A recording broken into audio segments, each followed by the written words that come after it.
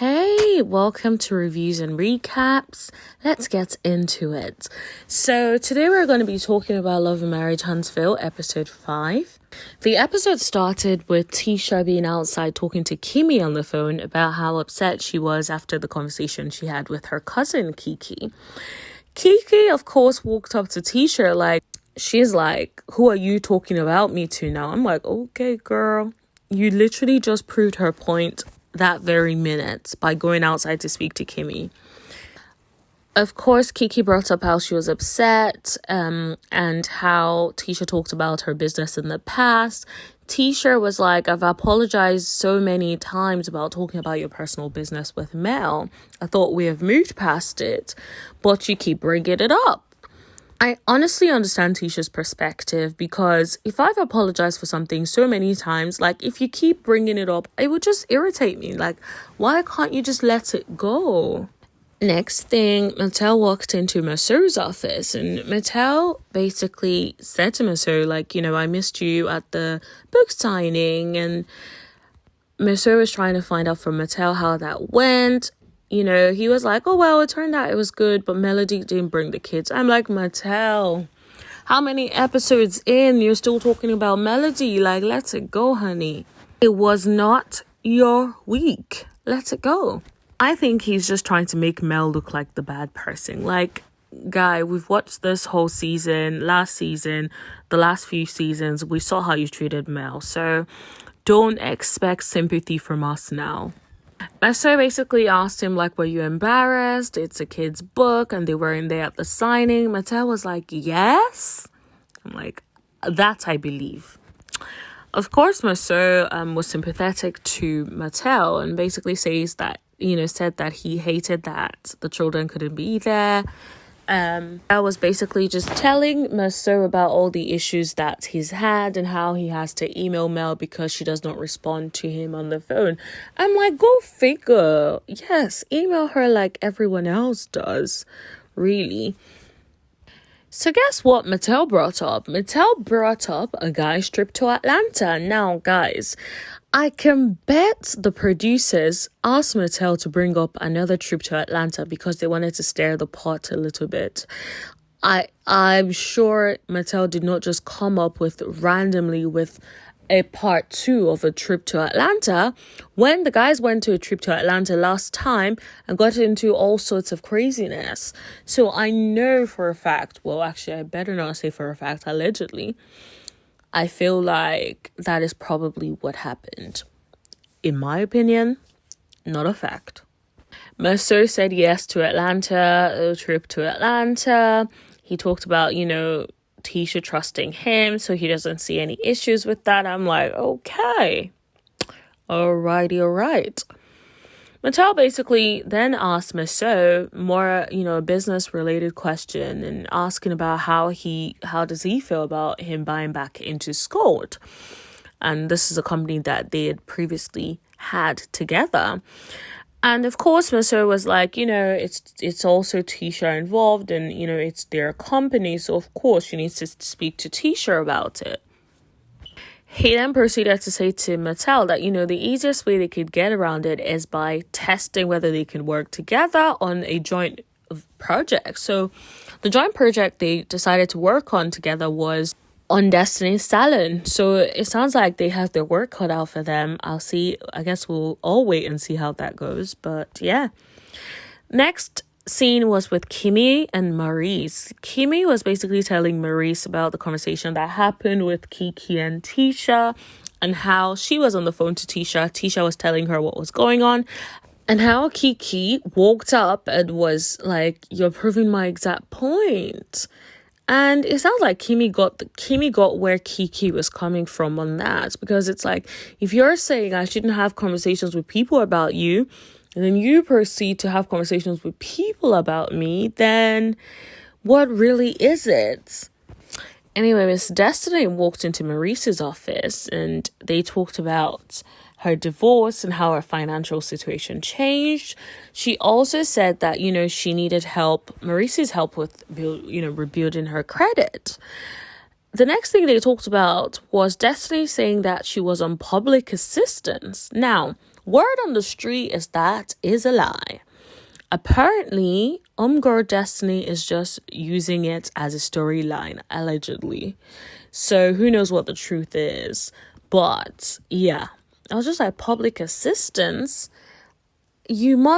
How much do you get from Love and Marriage Huntsville?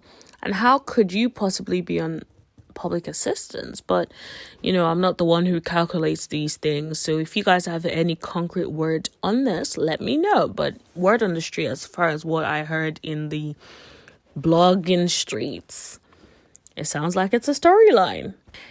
Then Maurice brought up the issue that Destiny was having with Melody. I'm just thinking, Maurice, why are you getting involved in women's business? Like, leave. It's none of your business, honey. You're a bit messy for that.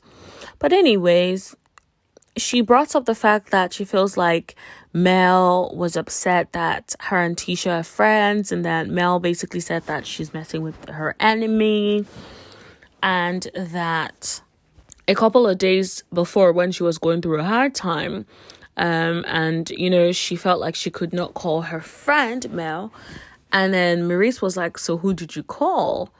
And she was like, Tisha. I'm like, oh yeah, interesting, proving her point exactly.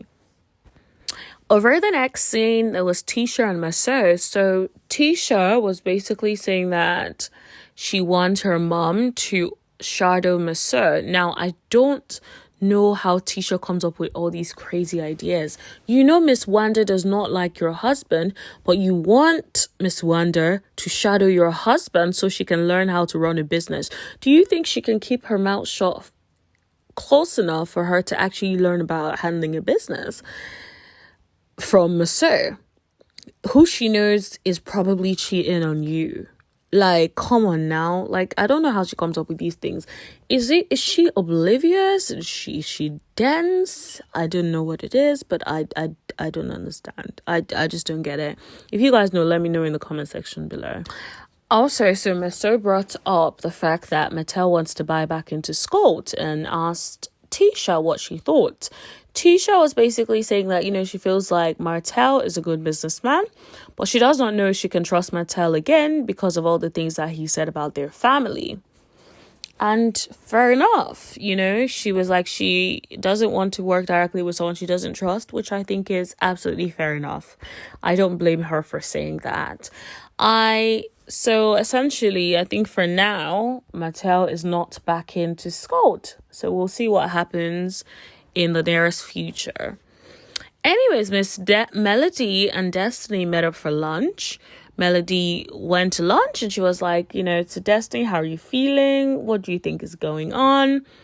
Mel seemed to want to have the conversation, but I feel like Destiny was just not taking accountability, in my opinion anyway. Essentially, it just seemed that Melody and Destiny have a very, very different recollection regarding the conversation that Melody overheard when Destiny and Tisha were talking about Mel. Destiny also brought up the fact that she feels like people don't want to do business with her anymore because of her difficult or because of the relationship with Mel. Now, I don't think Mel has that kind of power to stop someone from doing business with you, Destiny. I think that I don't know anyone that will pull out on good business because of some beef that friends have when you don't even know if it is something that is a permanent beef. It's not like it has played out so publicly that we know that you guys are never going to be friends again. Like, for example, the Candy and Phaedra situation. It hasn't been any of that. So I don't understand why anyone will pull out business from you if they really wanted to do business with you in the first place. So I don't believe Destiny on that. But let me know what you guys think. Do you guys think that Mel has that kind of power to get someone to pull out of a deal that, that person had going on with Destiny? I don't know. Let me know in the comment section below. Perhaps Mel is Jay-Z in this B and we didn't realize it. Mel brought up the fact that during the reunion, she felt completely blindsided by how Destiny portrayed things at the reunion. She explained that she feels like Destiny basically acted like they hadn't spoken at all since filming Wrapped, when in fact Mel had reached out to Destiny on numerous occasions. She started to read the text messages out. Now, one thing about Melody Holt is she is always going to have them receipts, honey. She said although she pulled away after the filming of the season, she did not abandon Destiny. Instead, she reached out to her. She would check up on her, and that what Destiny was saying at the reunion was inaccurate. But she did not want to call Destiny a straight up liar in front of everyone at the reunion. But today, Melody was like, I got time today. She pulled out the receipts, honey. I got some text messages. And then Miss Destiny was acting like she didn't say chillaxing. I'm like, girl, you know you said chillaxing. Because your feet were just right there in the picture. So it's like, what is it? Did she suddenly come up with the text messages? Did she doctor the text messages? Or did you forget what you said? If you forgot what you said, what else did you forget? Now that brings me back to the conversation she must have been having with Tisha. Does she remember what she said? If she could forget the sort of things she was saying in text messages, and if she could conveniently forget that Mel did reach out to her after filming had wrapped. So I don't understand. There was even a point where Mel messaged her and she didn't even respond, and Mel messaged her again. So I'm like, the audacity for you to be messaging someone and for them not to respond, but then they're the ones saying that you are not a good friend and you pulled away. Like, girl, bye. Did you see Destiny's face when Mel pulled out those receipts, honey? Her facial expressions were like, what? She did not see that coming. She really didn't. She was not expecting it at all. She had nothing. It's like her face dropped because she could not believe that Miss Melody had receipts, honey. If you send text messages to someone, always believe and hope and act like they have receipts, honey. Don't be out here lying in these streets, honey, or you will end up looking like Destiny, okay? Now, the other thing Miss Melody Holt brought up was the fact that there were conversations that she would have that made it seem that Destiny and Mattel speak regularly, practically every day. It sounds like Melody is upset about Mattel and Destiny still remaining friends. And I understand that because, of course, if a man has done crazy stuff to me and you and I were close, then I'll expect a level of loyalty. Now, the problem with it, Melody, is that Mattel knew Destiny before you. So if Destiny decides to take Mattel's side and stay on the side of Mattel, then that's what that is, you know? Now, would I be upset? Probably yes, because I was closer to you. And to be honest, it sounds like Destiny and Melody were closer, and Mattel and Destiny were friends, but they weren't that close of friends compared to Destiny's relationship with Melody. So I understand her being upset. But Mel also has to understand that Destiny knew Mattel first, so I'm not surprised that Destiny decided to be on Mattel, over at Mattel, and continue to speak to Mattel. Now, the one thing I will say, though, is this. I also do not blame Melody for deciding that, you know what, if you're going to be chilling with my op, I'm going to leave you alone. Because essentially, Mattel has done some crazy stuff, which we have seen, and so many other things that we have not seen on the show. So if that's the case, anyone that is friends with someone that can do and has done these things to me and is a close friend of mine will not or no longer be a close friend of mine, because I know that whatever it is I tell you will be going back to him. And all of these things, and I got time for all of that. So I do not blame Melody at all for that. I would be like, you guys go on there with yours friendship and leave me out of your mess, okay? One other thing I don't like is the fact that Destiny is making it out that Melody does not want her to be friends with Tisha. I personally don't think Mel would have been that pissed off if she didn't hear Destiny and Tisha talking about her. I think that she would have been cool because look at Kimmy. Kimmy has a good relationship with Tisha. Mel knows that. Mel doesn't have any issues with that. Kimmy has a decent relationship with Mattel. She ain't got no issue with that. I think her issue is that you guys were having a discussion about her. It's like, how you finna be having a discussion with someone that you know does not like me? It doesn't make any sense. Like, what would be the point of that? So that is where I think Melody is coming from, and I think Destiny's being unreasonable, by trying to make it seem that, oh, she doesn't want me to be friends with whoever is her up or a friend of me. We're not in high school. Like, stop it, sis. You know what you're doing, and yeah. I can't believe people are falling for it. That's my view anyway. If you disagree with me, let me know in the comment section below. If you agree with me, let me know in the comment section below. That conversation was heated, honey. I was like, okay, alrighty.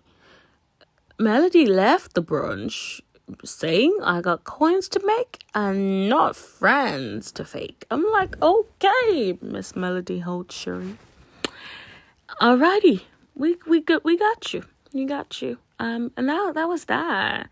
Anyways, thank you for listening. Make sure you give this video a thumbs up. Make sure you subscribe and tap that bell for notifications so you know every single time that I post. Thank you so much, lovelies. Stay tuned for the next episode.